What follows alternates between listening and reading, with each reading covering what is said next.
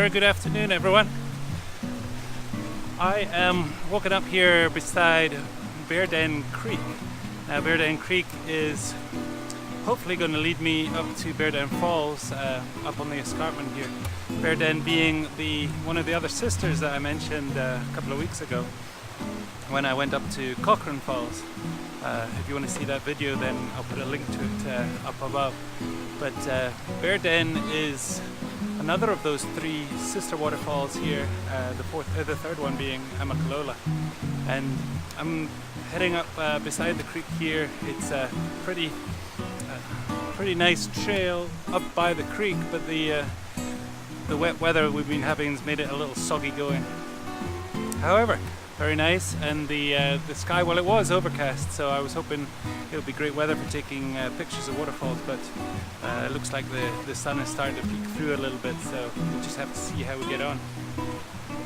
Anyway, Bearden is named, as was Cochran, after a family who settled in this area. Now, I believe the man's name was Nelson Franklin Bearden, and he married a lady by the name of Rachel Stone. Not much I could really find out about them, except that they possibly had 3 children. He was born around 1838, something like that, and died 52 years later, and was buried alongside his wife in Dawsonville at the cemetery there. So that is who Bearden Falls is named after, I believe. And anyway, we'll head on up there and check it out.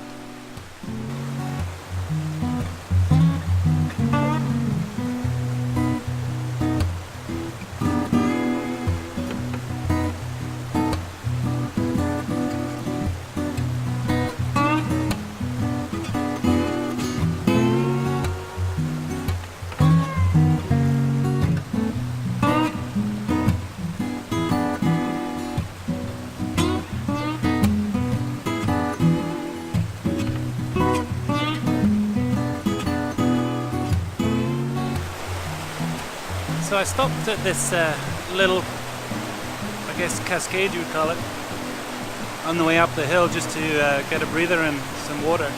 And I actually noticed a little detail that I quite like. There's a boulder there over on the right hand side as far as you're looking at it, and it's got this beautiful green moss coming down the side, and it sort of frames the water as it's going through the shot.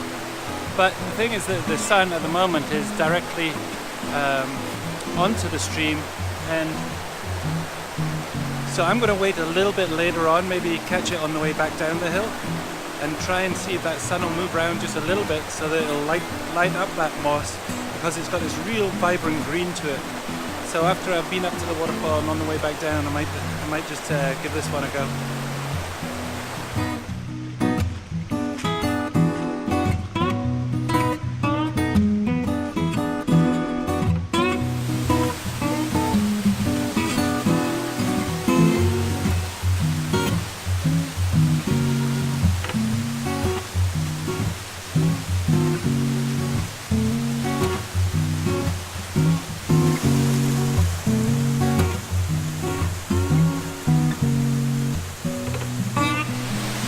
Now that's more like it, yes.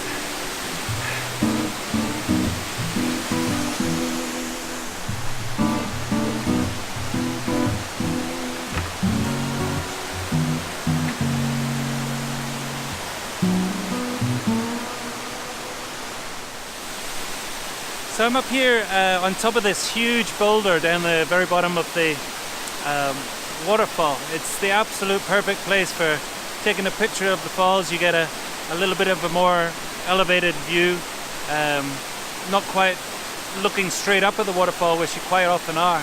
So that's a good thing. Not that much space on the top here, as you can probably tell, but enough. And the sunshine, it's still behind a little bit of cloud, so it's hazy. I mean, every now and again, like just now, it comes out pretty bright, but you can deal with that. So it's relatively soft and probably on the borderline of being too strong. But I think what I've done is I've gone ahead and taken some shots, first of all with a 23mm, and that was a vertical shot, and then I did a panorama of 3 or 4 shots, I think. horizontal, so I get a bit more width in my panorama.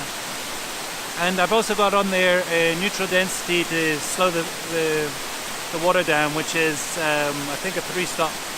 And of course my polarizer, which I always use when you've got water on the rocks, and it cuts down on the glare on the side of the water of the rocks. So that's the setup. And then once I'd done that, I went ahead and put on, I've got this 50mm macro lens. I didn't take my zoom lens with me, which I thought maybe I should have done, but it's quite big and bulky and heavy. But I used the 50mm, and I've just picked out a couple of more details. So that was to show some detail in the actual flow, see if that worked as well. So very nice. I'm going to take a wander right up the top of the escarpment and see what it's like up from the top. But after that, I think I'll start heading back down the hill and see if we can find a few more detailed shots, cascades, that kind of thing, like the one that I saw earlier that I mentioned.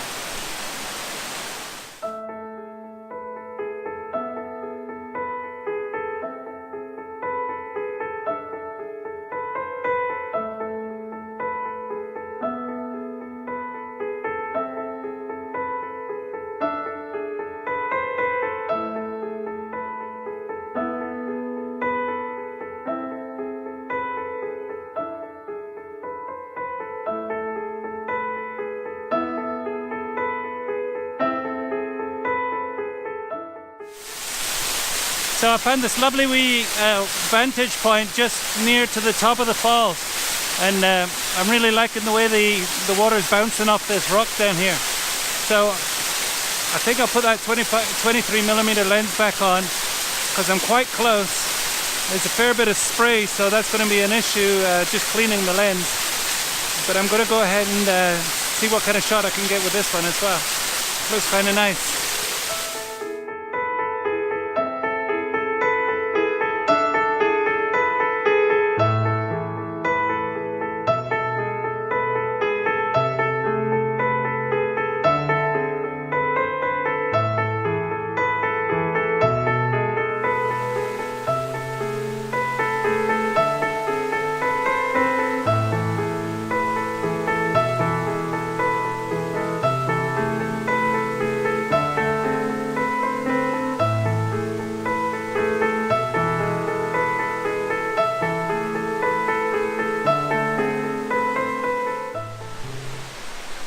So that was the escarpment and the drop off the escarpment that I was just showing you there.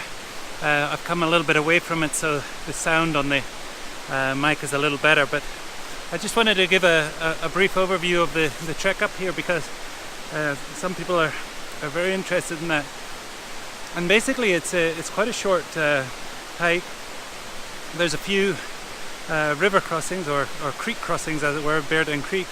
The first one especially, you definitely have to take your boots off on that one. Roll up the trouser legs and wade it across. There's no way really to get across without. And then there's quite a few more crossings, maybe 4 of Bearden Creek itself and a few small side channels. You can, if you're brave, jump across some rocks, either up from the path or below the path. I certainly managed, but it was a bit tricky in places. But the path is fairly easy coming up to the bottom of the escarpment, and then there's a bit of a scramble up to the bottom of the falls, which is where that huge boulder is, and obviously the best viewpoint is from there. Now if you want to come up to the escarpment here, it's quite a bit harder a scramble, and yeah, I think it's worth it. I mean, there's definitely a very nice view from the top here, but it's not for the faint of heart for sure. I had hoped today, it being the end of February, that I was going to see quite a lot of wildflowers, or the starts of wildflowers on the journey coming up. It's certainly getting into that time of year, but there really was very little on this particular path, so we'll have to wait and see whether the coming weeks will produce a few more of those. Anyway, I think it's about time I packed the camera up here and went back down. I did get a very nice detailed shot there at the bottom of the falls, which I hope will come out nice. I'm going to try and find one or two more on the way back home. Looks like the sun's pretty much out for the afternoon though, so maybe it's the end of photography after all.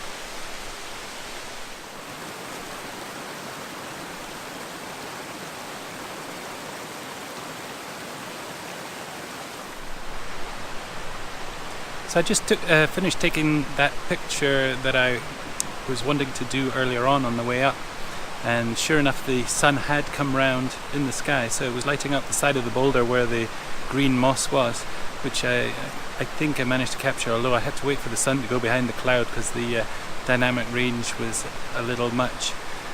But overall I think the scene was quite nice, and I'll put it up in a second so you be the judge.